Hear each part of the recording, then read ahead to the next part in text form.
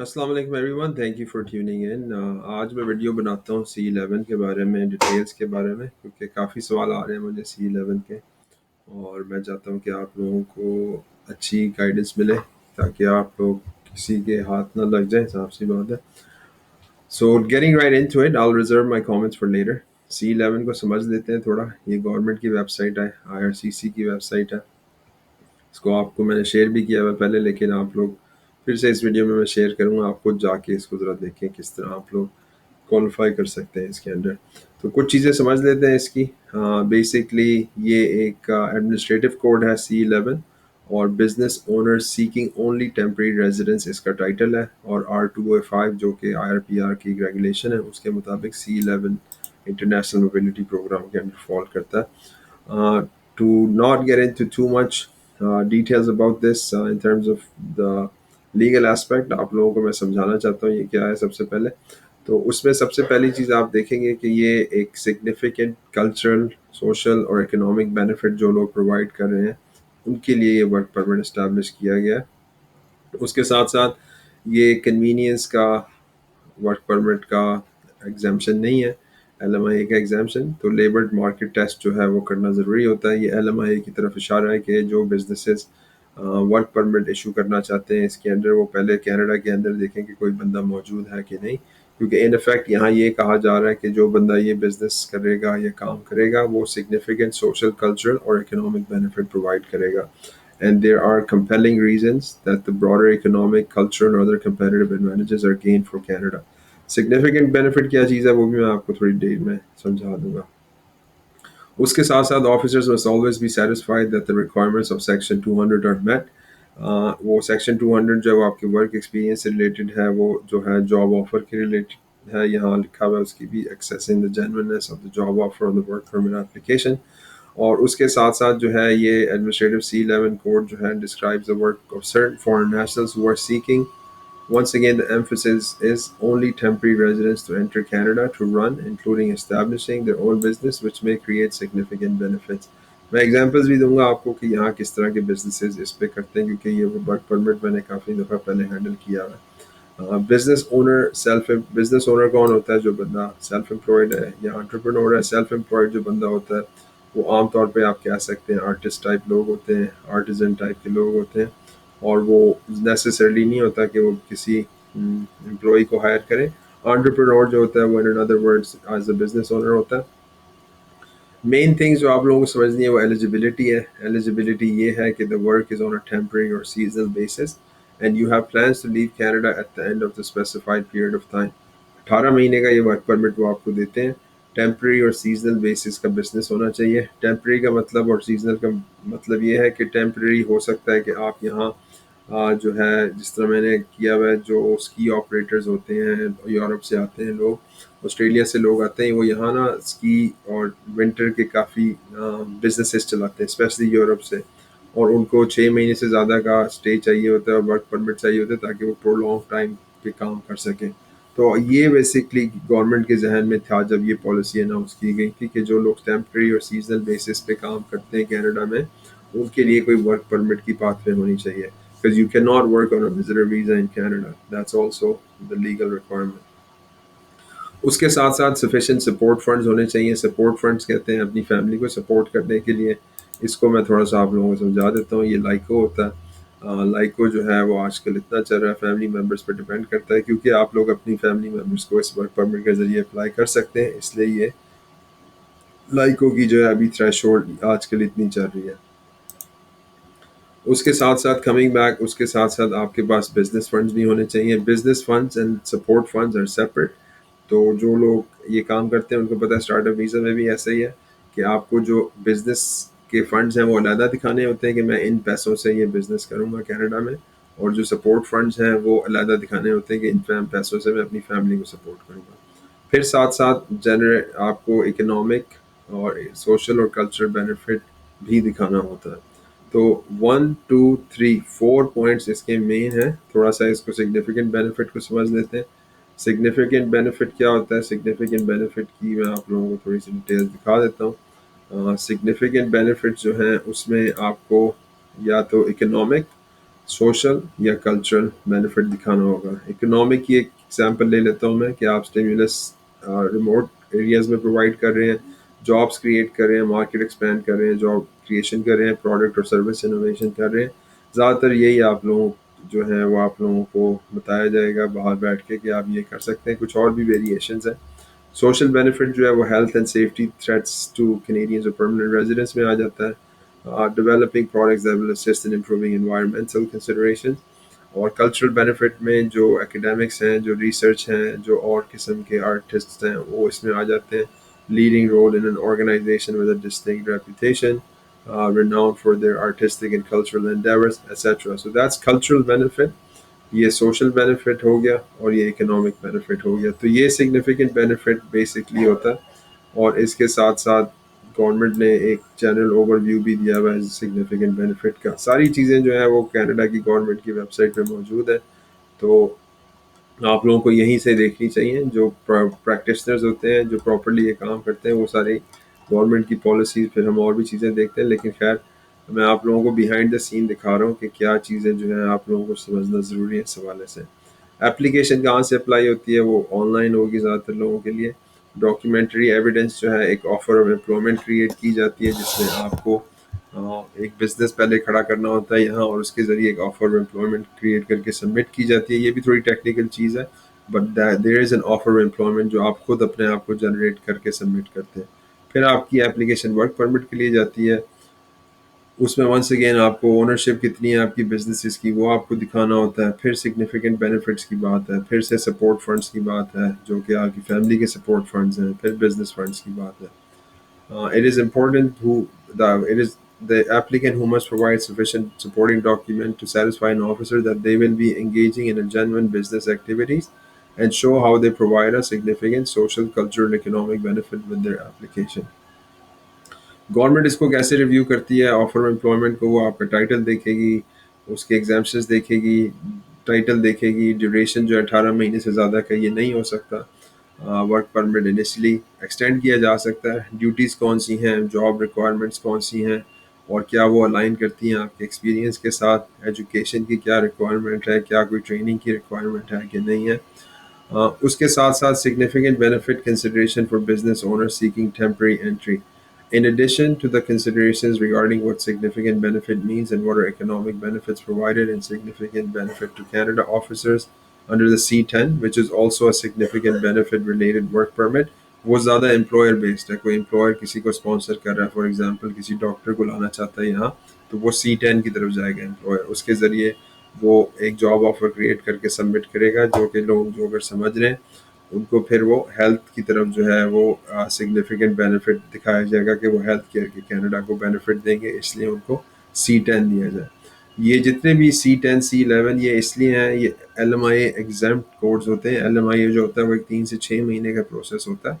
अगर आपने किसी को हायर करना है कनाडा में, तो ये इसको सर्कमवेंट करके C10 और C11 की पॉलिसीज़ हैं। खैर वो ज़्यादा टेक्निकल बात है। Carrying forward, the officer's assessment should be of the significant benefit that would be generated from the applicant's work in Canada during the period of the work permit as opposed to sometime in the future after the applicant has left.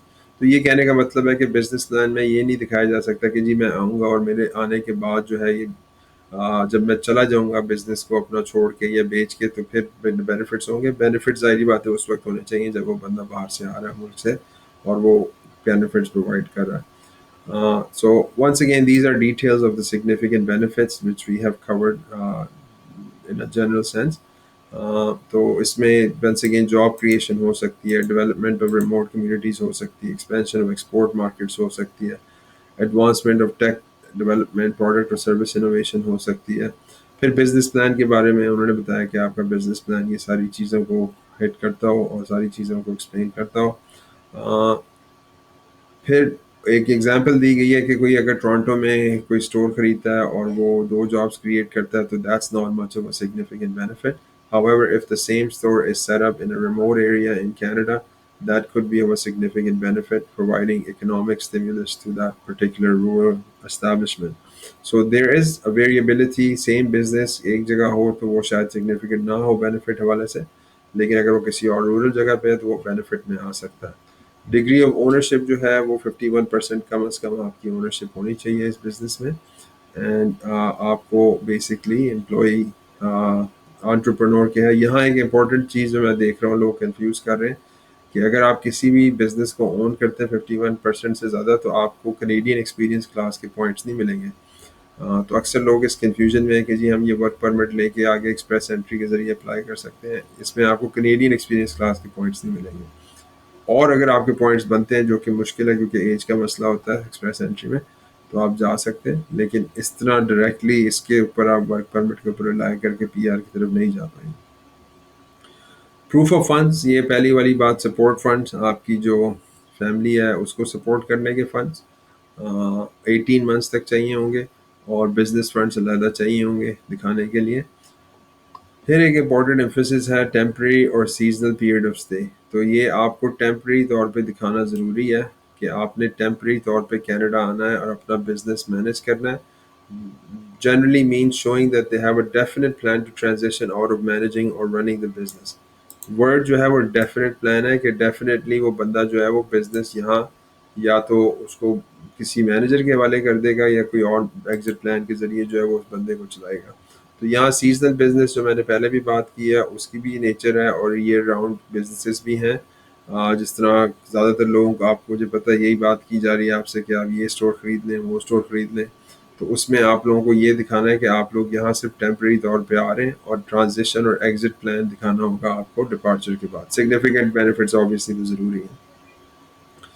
Once again, the emphasis is the applicant must be able to demonstrate that their work permit will be of temporary nature, that they maintain the capacity and willingness to leave Canada, and that they maintain stronger ties to their country of residence outside Canada. So this is once again very clear.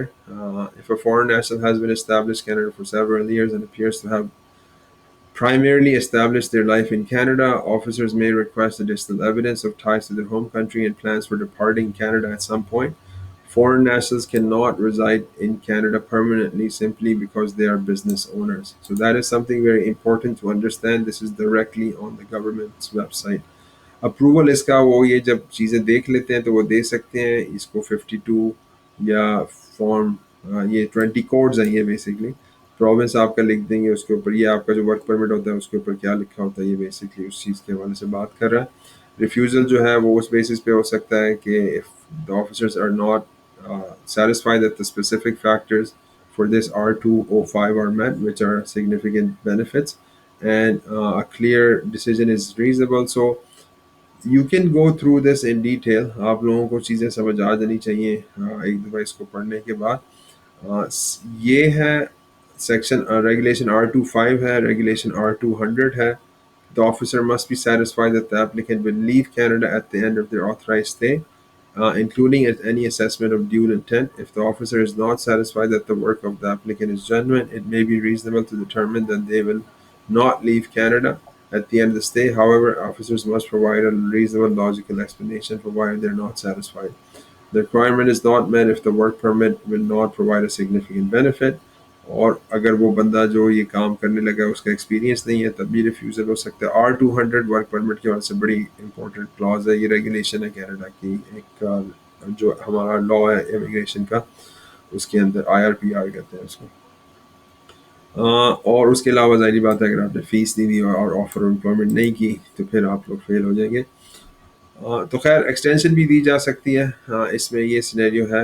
لیکن اب آپ لوگوں کو کچھ چیزیں سمجھ آ جانی چاہیے کہ یہ C11 کیا ہے اور میں کیوں جب بات کرتا ہوں اس کے بارے میں تو میں یہ آپ لوگوں کو سمجھاتا ہوں کہ جس طرح اس کے ٹائٹل میں لکھا ہوا ہے یہ business owner seeking only temporary residence program ہے. اب میں آپ لوگوں کو بتا دیتا ہوں کہ جو آپ لوگوں کے ساتھ ہو رہا ہے یہ ہوگا پاکستان سے اسپیشلی اور انڈیا اور بنگلہ دیش بھی اس میں شامل ہوگا. لوگ آپ کو یہ کہیں گے کہ جی ہم ایک بزنس پلان بنا دیتے ہیں, سگنیفیکنٹ بینیفٹ ہم دکھا دیں گے اور آپ کا ہم ورک پرمٹ اپلائی کر دیں گے. ٹھیک ہے جی آپ کر دیں, لیکن جہاں تک میرا اندازہ ہے آپ لوگوں کی زیادہ تر اپلیکیشنز پاکستان سے انڈیا سے اس بیسس پہ فول ہو سکتی ہیں کہ اگر آپ کی temporary residency intent genuinely documented نہیں ہے اور آپ کا جو سپورٹ فنڈز ہیں اور بزنس فنڈز ہیں وہ پراپرلی ڈاکیومنٹڈ نہیں ہے تو اس میں C11 جو ہے وہ ملنا آپ لوگوں کے لیے مشکل ہو سکتا ہے اور آپ لوگوں کو جو ہے یہ مشکلات آ سکتی ہیں. میں جو دوسرا پروگرام ہے C60 کا یا PNP جس کی بات کرتے ہیں، اس میں کیوں زیادہ آپ لوگوں کو کہتا ہوں کہ اگر آپ نے PR لینی ہے تو اس میں آیا کریں، کیونکہ یہ C60 بھی ورک پرمٹ ہے جو کہ آپ کو پروونشل بزنس کینڈیڈیٹس کے طور پہ جب آپ پروسیس کے ذریعے گزر جاتے ہیں ایشو کیا جاتا ہے، اور اس کی ریکوائرمنٹس اتنی اسٹرکٹ نہیں ہیں جتنی دوسرے ورک پرمٹ کی ہے، اور اس میں یہاں تک گورنمنٹ نے ڈیول انٹینٹ جو کہ بندہ اگر کوئی PR کے لیے اپلائی کر رہا ہے اس کو بھی ایگزامن کیا ہوا ہے ان لینینٹ مینر، کیونکہ انہیں پتہ ہے کہ بندے کو پروونشل سپورٹ ملی ہے بزنس سیٹ اپ کرنے کے لیے، اور اس کی بیس پہ وہ آنا چاہ رہا ہے ورک پرمٹ اپنا لے کے بزنس اسٹیبلش کرنے کے لیے۔ تو فرق یہ ہے، اگر میں آپ لوگوں کو ایکسپلین کروں، کہ جو PNP کے ذریعے آ رہا ہے اس کو پہلے ہی پروونس نے اپروو کیا ہوا ہے کہ یہ بندہ ہمیں سوٹ کر رہا ہے، یہ اگر اپنا بزنس چلا لے گا تو ہم اس کو PR کے لیے نامنیٹ کر دیں گے، اور گورنمنٹ کے سامنے یہ ساری چیزیں ٹرانسپیرنٹ ہیں، اور اس کی نیٹ ورتھ بھی اچھی خاصی ہوتی ہے، تو انہیں پتہ ہے یہ بندہ اگر کینیڈا میں رہنا چاہے تو رہ سکتا ہے، اگر نہ رہنا چاہے تو اس کے ایسٹس انڈیا، پاکستان یا باہر ملکوں میں ہیں تو یہ واپس چلا جائے گا۔ یہاں جو ہے آپ جو C10 کی بات، C11 کی بات کر رہے ہیں، اس میں جو لوگ مجھے انکوائر کر رہے ہیں ان کو میں یہی سمجھا رہا ہوں کہ ایک تو آپ کو سگنیفیکنٹ بینیفٹ اور یہ ساری چیزیں دکھانی ہوں گی، بزنس آپ نے دیکھا پہلے ایکوائر کرنا ہوگا، اسٹیبلش کر سکتے ہیں یا ایکوائر کر سکتے ہیں یا ایگزیمشن کے لیے اپلائی کر سکتے ہیں۔ تو اس میں جب آپ اپلائی کریں گے تو ٹیمپرری ریزیڈنس جو ہے اس کے نام میں لکھا ہوا ہے، یہ میں اپنی طرف سے نہیں بنا رہا، business owner seeking only temporary residence کے لیے، اور جو بندہ پاکستان انڈیا سے اپلائی کر رہا ہے، میں اب یہ کام 8 سال سے کر رہا ہوں، اس کی 99.99% انٹینٹ ہے کہ وہ پرماننٹ ریزیڈنسی لینا چاہے، اور IRCC بے وقوف نہیں ہے، پہلے کچھ اس طرح کی انہوں نے ایگزامشنز کر دی ہیں جن کی وجہ سے ان کو بھی سمجھ آ گئی کہ ان کے گیپس کہاں تھے، تو یہ کافی مشکل ورک پرمٹ ہوگا اس بندے کے لیے جو کہ پرماننٹ آنا چاہتا ہے اور جس کے ایسٹس نہیں ہیں پاکستان میں اور ٹائی اسٹرانگ نہیں ہے پاکستان میں یا انڈیا میں، اس کے لیے کافی مشکل ہو سکتا ہے۔ اس کے بعد پھر لوگ کہیں گے کہ جی PR کیسے ہوگی، تو PR اس میں جو PR کی پاتھ وے بنتی ہے وہ اسی طرح بنتی ہے کہ اگر آپ جو ہے وہ ایک ایسی کمیونٹی میں بزنس لیں جہاں کہ یہ بزنس چلا کے 1 سال بعد آپ کو وہاں سے البرٹا میں فار ایگزامپل سپورٹ مل سکے۔ البرٹا اس وقت کلیئر آپشن ہے PR پاتھ وے کے لیے، بزنس خریدنے کے پہلے، بزنس پہلے خریدنے والا۔ آپ نے C11 کا ورک پرمٹ اپلائی کیا، بزنس سیٹ اپ کیا، 1 سال وہ بزنس چلایا، پھر آپ نے اپنی کمیونٹی سے بات کی، ان کی سپورٹ لی، اور پھر PR کے لیے اپلائی کر دیا گیا۔ یہ ایک آپشن ہے۔ دوسرا آپشن جو آپ کو بیچا جا رہا ہے وہ یہ ہے کہ جی وائف کو تو یا اسپاؤس کو تو اوپن ورک پرمٹ مل جائے گا، اس کے ذریعے رورل آپ رینیول اسٹریم میں اپلائی کر دیں البرٹا میں تو آپ کی ہو جائے گی۔ ایسا ہو سکتا ہے لیکن یہ ویریبل ہے، ونس اگین ہو نہ ہو، کب ہو، کیسے ہو، کیا آپ کی وائف یا اسپاؤس یا جو بھی میاں بیوی میں ڈپینڈنٹ ہے اس کا کیا ایکسپیرینس ہے، اور وہ بھی اب بہت کمپیٹیٹیو پروگرام ہے تو اتنا آسان نہیں ہے جتنا سمجھایا جاتا ہے۔ خیر میں اپنے کامنٹس رہنے دیتا ہوں، مزید آپ لوگ خود سامنے ہی آپ لوگوں کی یہ ساری چیزیں آپ لوگ خود جا کے سمجھیں، آپ لوگوں کو خود اپنی پروفائل سمجھ آتی ہے۔ ہمارا مشورہ اگر آپ کو چاہیے تو ضرور سمجھیں، مجھے پتہ ہے پاکستان کی، انڈیا کی عوام کافی سمجھدار ہے، تو لیکن آپ لوگ کبھی کبھار شارٹ کٹس کے چکروں میں آ جاتے ہیں اور پھر شارٹ کٹس میں آپ کی فائل خراب ہو جاتی ہے، پھر آگے ہم کچھ نہیں کر سکتے اس کے بارے میں۔ اس لیے میں نے کہا یہ پہلے ہی C11 کی ویڈیو آپ لوگوں کے ساتھ شیئر ہو جائے، جو لوگ سمجھنا چاہتے ہیں وہ سمجھیں، جو لوگ رابطہ کرنا چاہتے ہیں وہ کریں، اور ہم جہاں تک مدد کر سکتے ہیں ہم کریں گے انشاءاللہ۔ اوکے جی، اللہ حافظ، السلام علیکم۔